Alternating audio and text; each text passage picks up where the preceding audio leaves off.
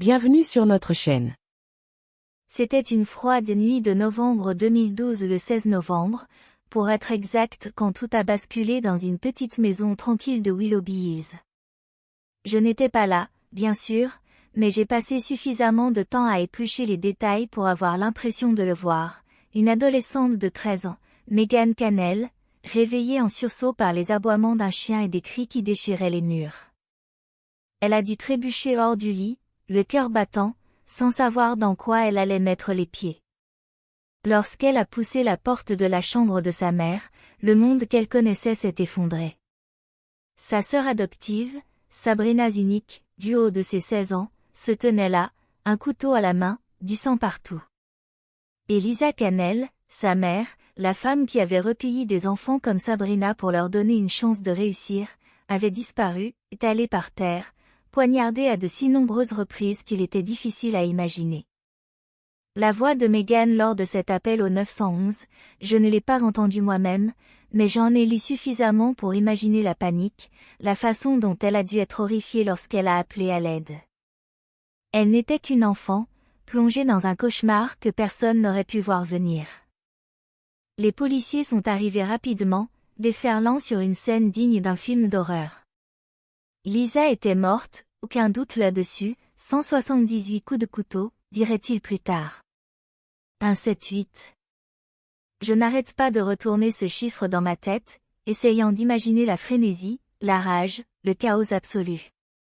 Certaines de ces coupures étaient sur ses mains et ses bras, comme si elle s'était défendue, luttant pour sa vie. Sabrina, cependant, était toujours là, ensanglantée et hébétée, le couteau pratiquement collé à sa main. Elle aussi avait des coupures, peut-être de Lisa, peut-être d'elle-même, qui sait. C'est un de ces détails qui reste là, sans réponse. Kevin Cannell, le mari de Lisa, n'était pas à la maison ce soir-là. Il conduisait un bus, travaillait de nuit, comptant probablement les heures avant de pouvoir s'écrouler au lit. Au lieu de cela, il a reçu un appel qui allait bouleverser sa vie. Je n'ose même pas imaginer ce qu'a dû être ce retour à la maison, sachant que sa femme était partie, sa famille brisée, et que l'un des enfants qu'ils avaient recueillis en était la cause. Sabrina n'avait pas grand-chose à dire quand ils l'ont emmenée. Elle a marmonné quelque chose à propos d'un malaise, d'aller chercher des médicaments pour quelqu'un, Lisa, peut-être, et puis plus rien. Une page blanche là où il aurait fallu une explication. Le genre de choses qui vous donne envie de secouer la tête et de demander « Mais qu'est-ce qui s'est passé ?» Je me suis documentée sur Lisa et Kevin, essayant de reconstituer qui ils étaient à partir de ce qui se passait. C'était le genre de personnes qu'on aimerait avoir à ses côtés, des grands cœurs, des durs à cuire.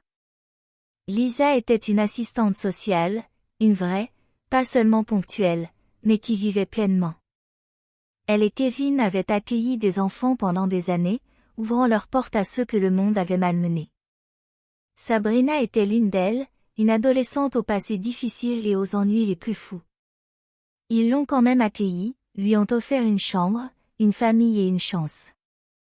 Tous ceux qui les connaissaient disaient la même chose, leur maison était un endroit sûr, chaleureux. Les enfants s'y épanouissaient. Alors, comment tout cela a-t-il pu finir ainsi ? La police et les tribunaux ont passé beaucoup de temps à essayer de comprendre. L'histoire de Sabrina ne collait pas complètement. Perte de connaissance ou pas, 178 blessures par arme blanche, ce n'est pas quelque chose qui arrive comme ça. Ils se sont aussi intéressés à Kevin, non pas parce qu'il était là mais parce qu'ils se demandaient ce qui se passait dans cette maison. Était-il trop dur avec elle ? Y avait-il quelque chose entre lui et Sabrina que Lisa n'avait pas vu ? Des années plus tard, on raconte qu'il y était peut-être pour beaucoup plus qu'on ne le pensait à l'époque, mais cette nuit-là, il était à des kilomètres, ignorant de ce qui s'était passé. Je ne sais pas quoi en penser. Je n'étais pas dans les salles d'interrogatoire, je n'ai pas écouté les enregistrements. Mais je sais une chose, quelque chose s'est brisé en Sabrina cette nuit-là, et Lisa a été emportée avec elle. Assis ici en 2025, en train d'écrire ces lignes, je n'arrête pas d'imaginer Meghan, la petite sœur qui en a trop vu. Elle a la vingtaine maintenant, et porte probablement encore cette nuit comme un poids qu'elle ne peut pas abandonner. Et Kevin, lui aussi, est quelque part, veuf, ramassant des morceaux qui ne se recolleront jamais. Sabrina est enfermée, purgeant une peine. Sa vie se résumait à un dossier et à un plaidoyer de culpabilité qu'elle allait plaider des années plus tard.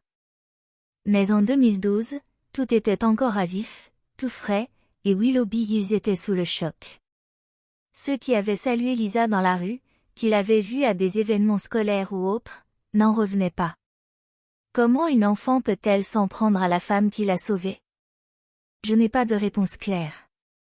Peut-être était-ce à cause des médicaments que prenait Sabrina, qui lui perturbaient l'esprit. Peut-être était-ce à cause d'années de traumatisme qui remontaient à la surface, se répandant de la pire façon imaginable. Peut-être y avait-il quelque chose de plus sombre en jeu, quelque chose entre elle et Kevin que nous ne saurons jamais vraiment. Ce que je sais, c'est que Lisa méritait mieux.